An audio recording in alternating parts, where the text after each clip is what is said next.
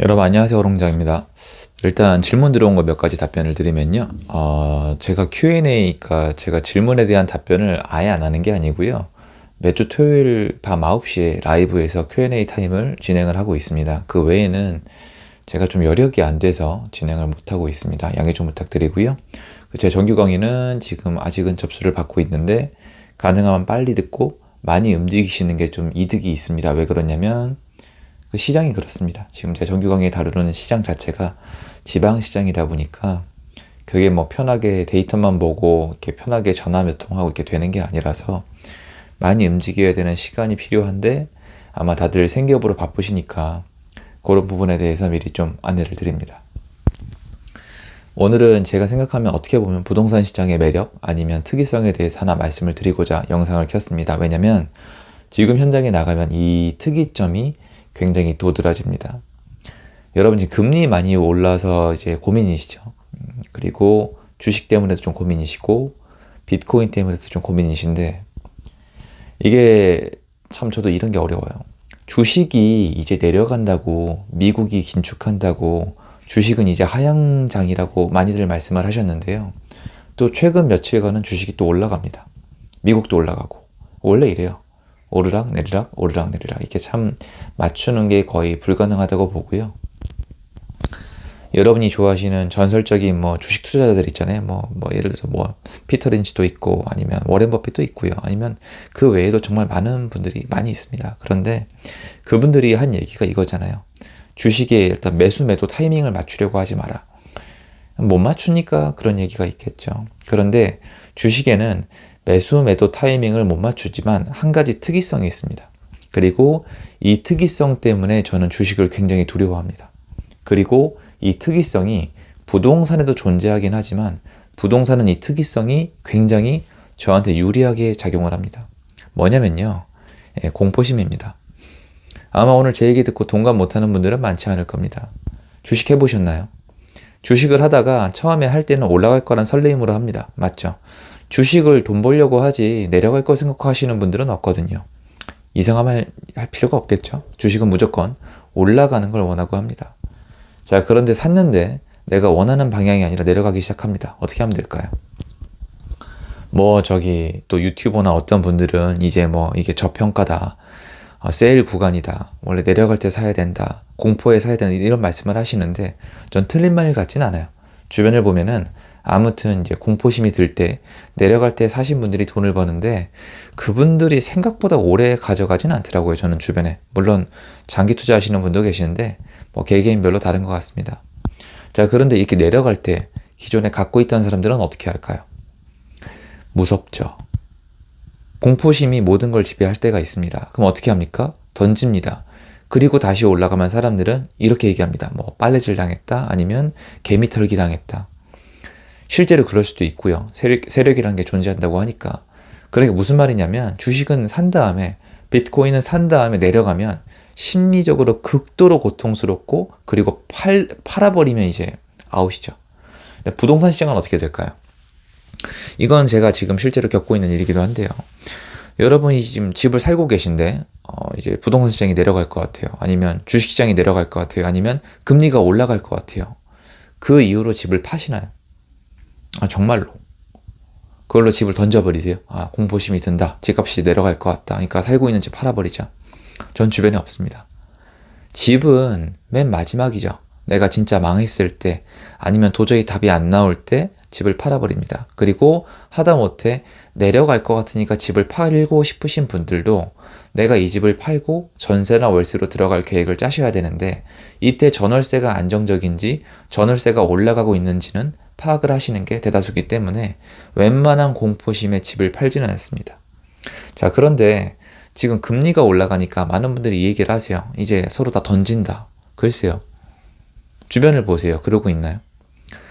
부동산 매물이 많이 늘어났다고 하시는데 뭐 늘어난 건 맞지만 그렇다고 그분들이 금리가 올라가는 거 아니면 부동산이 불안정한 것 때문에 막 던지는 분들이 있는 건지 아니면 예전에 비해서 매물이 많이 줄었다가 좀 늘어난 건지 아니면 원래 부동산 매물은 늘었다 줄었다 하는 건지 다 확인을 해봐야 되는데 저는 현장에 나가보면 금리가 올라가거나 부동산이 내려갈 것 때문에 물건을 던지는 분은 거의 없다는 걸 확인을 하고 있습니다. 이분들이 파는 이유는 본인들의 이율, 그러니까 수익률을 극대화하기 위해서 세금 계산을 한 다음에 팔거나, 아니면 임대차 3법에 지쳐서 세입자를 더 이상 받기 싫어서 팔거나, 아니면 뭐 일시적 1가구 2주택이나 옮겨 타기용이거나, 아니면은 세금이 너무 많이 나오니까 좀 정리를 한다거나 이렇죠. 그러니까 스스로에게 이득을 극대화시키는 방향으로 가는 거지, 지금 집값이 내려갈 것 때문에 던지는 분들은 시장에 나가면 많이 보이지 않아요. 이게 재밌는 거죠. 시장에 매물이 많이 늘어나니까, 이제 금리가 올라가니까, 이제 올라갈 대로 올라갔으니까 물건을 던지는데 받아줄 사람이 없다란 표현은 틀렸다는 겁니다. 이거는 제가 수십 번 말씀드리지만 주식시장에서 통하는 얘기예요. 주식시장은 실제로 매도세가 강하면 내려갑니다. 매수세가 강하면 올라갑니다. 왜 그러냐면 한국거래소에서 계속 거래를 시키기 때문이에요. 주식시장은 호가창에 보이는 가격이 지금 가격입니다. 근데 부동산은 그렇지 않아요. 내려가도 팔고 싶어도 팔 수 있는 게 아니고, 내려가도 어지간하면 안 팔고 싶은 게 인간의 심리다.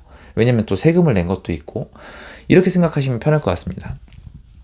지금 몇몇 단지가 몇 억이 내려갔다고 하시는데 팩트 맞습니다. 여러분, 막 15억까지 팔렸다가 14억에 팔린 게 있고, 막 20억까지 갔다가 18억에 팔린 것도 있고, 막 16억에 팔린 것도 있고, 이렇다고 쳐요.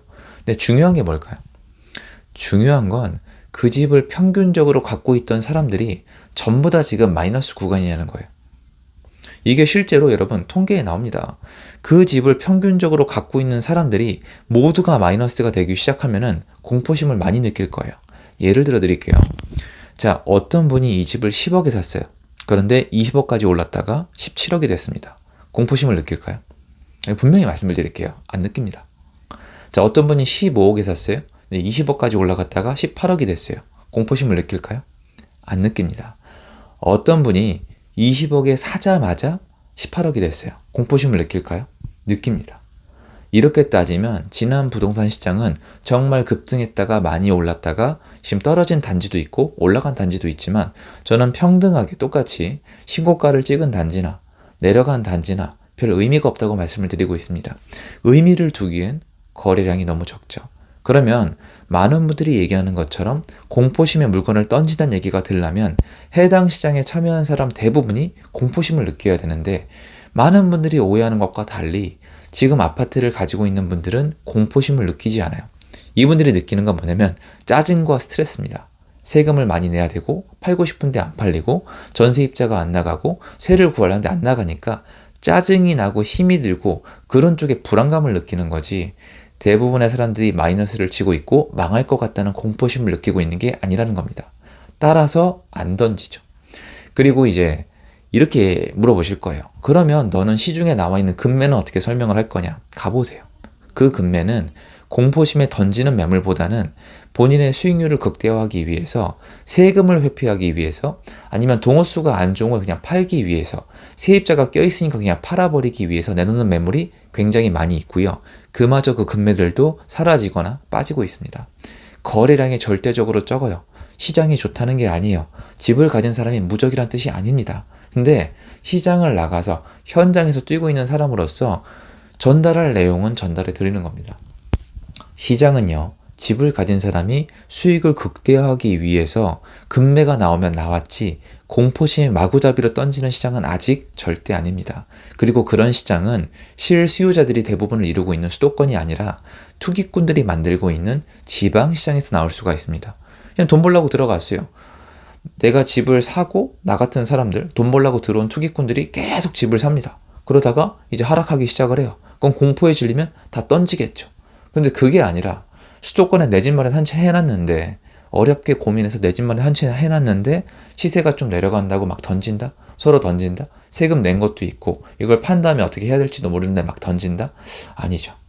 그렇지가 않죠. 아직 그런 현상은 일어나고 있지 않습니다. 그래서 우리는 지금 시장에 대해서 맞는 눈을 가져야 됩니다. 언론에 휘둘리지 말고, 누군가의 얘기만 듣지 말고 직접 나가서 확인해보고, 이 매물이 왜 나왔는지, 이 집주인은 마이너스를 보고 파는 건지, 이 단지의 대부분의 사람들은 지금 마이너스 구간이고 공포에 질려 있는지 확인을 해보시면 그렇지 않다라는 걸 파악하실 수 있을 겁니다. 그래서 지금 부동산 시장에서 매매든 전세든 월세든 결정해야 되는 분들은 시장에 나가서 제 말이 맞나 틀리나 한번 확인을 해보십시오. 시장은 공포에 질려 있지 않습니다. 그냥 좀 힘들고 좀 짜증이 나 있고 이거저거 꽉꽉 막혀 있어서 시장이 비정상인 거지 공포심에 지배를 당하고 있는 시장은 아닙니다. 금리가 올라간다고 집 가진 사람이 모두 공포에 질릴 거라는 건 그냥 의견에 지나치지 않습니다. 그렇지 않습니다. 그렇게 따지면 여러분, 주식시장은요. 미수 땡겨 쓰신 분들은 어떻게 됩니까? 예를 들어서 다른 데서 돈 땡겨 오신 분들이 주식 투자를 하고 있다면 다 던져야 되지 않습니까? 이런 식인 거죠. 그러니까 약간 주식이랑 부동산은 분리해서 볼 필요가 있다는 겁니다. 그리고 주식도 마찬가지예요. 최근에 유입이 많이 됐죠. 최근 유입이 많이 돼서 급등했잖아요. 그 다음에 하락을 하면 마이너스 구간인 분들이 많기 때문에 공포에 질리지만 예전에 사신 분들은 쉽게 공포에 흔들리지 않습니다. 그래서 오래 투자하신 분들이 평정심을 훨씬 더 잘 지키시는 것 같아요. 그래서 여러분 시장에 나가서 과연 말씀하신 그 매물들이 공포에 질려서 던지는 매물인지 본인의 수익을 극대화하기 위해서 양보할 부분은 양보하는 매물인지 확인만 해보셔도 지금 시장을 분석하시는데 도움이 될 거라는 생각이 들었습니다. 영상 도움되셨으면 좋겠고요. 제 영상 여기까지입니다. 감사합니다.